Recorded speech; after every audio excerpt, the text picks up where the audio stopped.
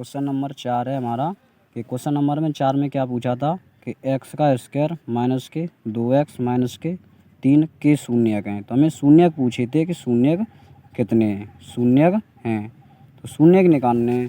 तो question number 4 ये था कि बहुपद एक्स स्क्वायर माइनस के 2x माइनस के 3 और के शून्यक हैं, तो शून्यक बताना है। तो सबसे पहले क्या करेंगे, इन दोनों के हम क्या निकाल लेंगे, मूलों का योगफल और गुणनफल निकाल लेते हैं।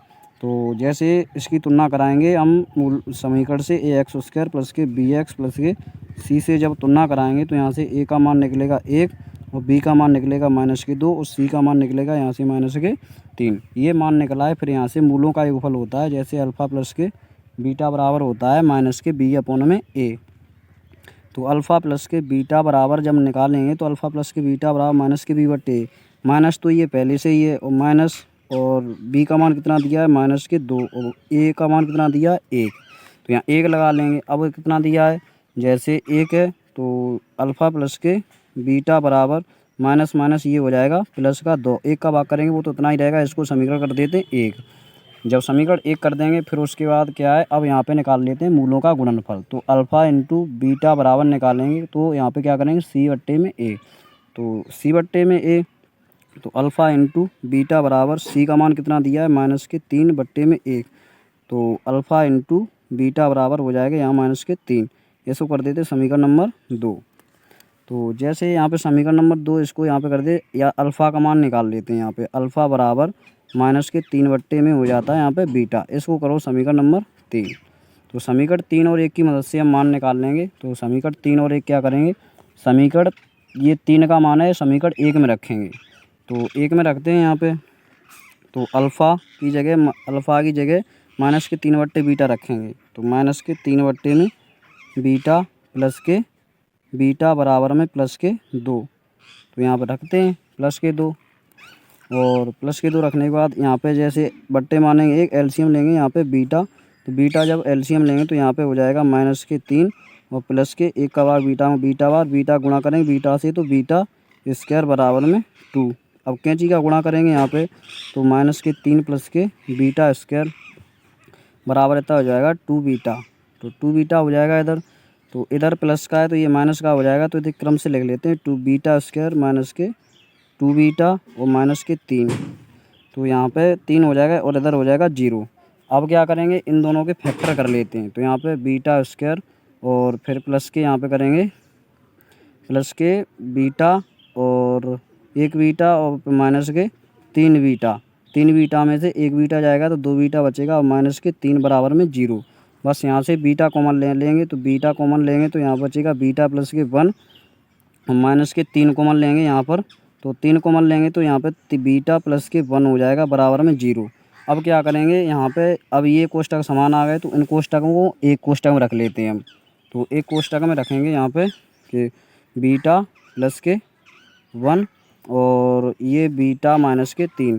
तो बीटा माइनस के 3 एक कोष्टक कर लो, बीटा माइनस के 3 बराबर में 0। तो यहाँ पे निकाल लेंगे बीटा का मान निकाल लेंगे माइनस के 1 और बीटा का मान 1 निकलेगा 3। तो यही हमारे शून्यक हैं। तो शून्यक हमारे कौन से हुए, 3 कोमा माइनस के 1। तो यहाँ पे 3 कोमा माइनस के 1 ये वाला ऑप्शन सही है। अगला क्वेश्चन है 5वां।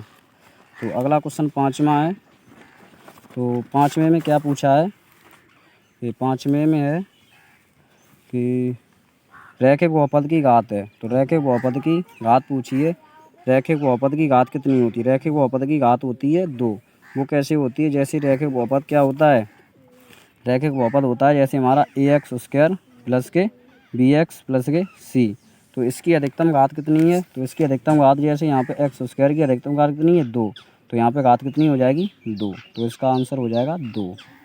फिर उसके बाद है 6वां है कि सी का मान जिसके लिए समीकरण सी एक्स माइनस के वाई बराबर 2 तथा ये 6x माइनस के 2y बराबर में 3 के अपरिमित हल से अनेक हल हैं। तो अनेक हल हैं।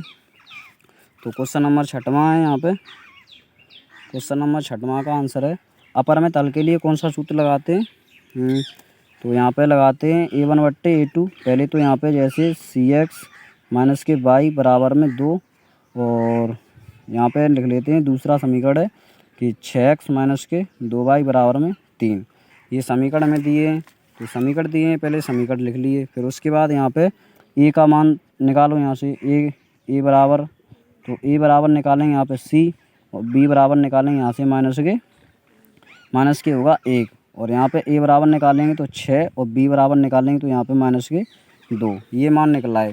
तो अपरिमित हल के लिए कौन सा सूत्र लगाते हैं, A1/A2 A1, और यहाँ पे A2, यहाँ पे B1, यहाँ पे B2, तो A1/A2 बराबर B1/B2 का प्रयोग करेंगे यहाँ पे सूत्र का। तो A1 कितना दिया है हमें C, तो A1 C दिया है, तो हमें A2 कितना दिया है, और A2 हमें दिया है 6, तो यहाँ पे 6 बराबर B1 कितना दिया है हमें, B1 दिया है -1, और B2 कितना दिया है -2, तो माइनस से माइनस ये कैंसिल हो जाएंगे, तो यहाँ से निकालेंगे तो 2 गुणा C बराबर में 6, 2 से काटेंगे 2 तिया 6, तो C का मान यहाँ से निकलेगा हमारा 3। तो इसका हमारा अपरिमित हल के लिए C का मान ये था 3। अगला क्वेश्चन है हमारा 7, अगला क्वेश्चन नंबर है हमारा 7। तो अगला क्वेश्चन हमें 7 में क्या पूछा है, यदि रैखिक समीकरण युग्म संगत हैं तो उसके आलेख को रेखाएं होंगी। तो रेखाएं कौन सी होती हैं, तो उसमें होती हैं प्रतिच्छेदी या संपाती, इसमें सी ऑप्शन सही है।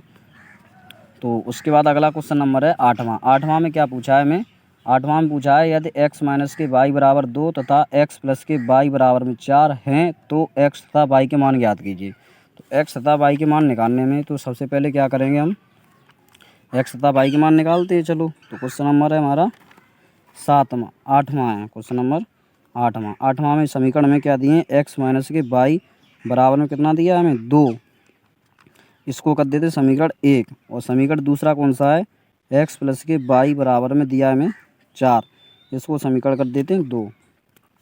तो यहाँ पर देखते हैं समीकरण 1 और 2 से, तो समीकरण 1 और 2 से करेंगे तो ये प्लस माइनस से कट जाएंगे, x और x ये कितने हो जाएंगे 2x बराबर 4 और 2 कितने होंगे 6, तो 2 से काटेंगे 2 तिया 6, तो x बराबर कितना आ गया हमारा 3, x का मान 3 आ गया, और x का मान समीकरण 1 में लगा देते हैं समीकरण 1 से। तो समीकरण 1 से करेंगे, जैसे समीकरण 1 कितना दिया है, x माइनस के y बराबर 2, तो x का मान कितना है हमारा 3, और माइनस के y बराबर में 2, तो यहाँ पे इधर जो माइनस के उधर भेज देंगे तो प्लस के हो जाएंगे, और ये प्लस के इधर आएंगे माइनस के हो जाएंगे, बराबर हम y, 3 में से 2 हो जाएगा तो कितना बचेगा 1, बराबर हम y का मान आया हमारा 1।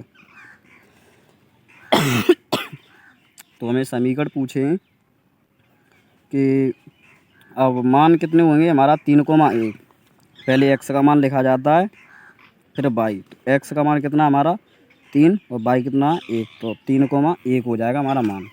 इसमें कौन सा ऑप्शन सही है, 3,1, ये सी ऑप्शन सही है। अब दिया है हमें क्वेश्चन नंबर 9वां में क्या पूछा है कि द्विघात समीकरण 5x माइनस के 5 और x प्लस के 5 बराबर 55 का हल है। तो भाई समीकरण दिया है वो लिख लेते हैं।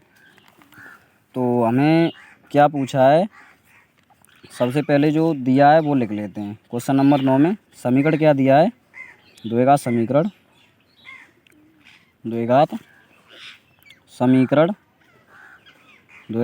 में क्या दिया है, द्विघात समीकरण है हमारा 5 और x माइनस के 5 और अगला कोष्टक x प्लस के 5 बराबर में 55 दिया है। तो बस ये पूछा था हमें, 55 दिया है तो यहाँ पर लिख लेंगे बस।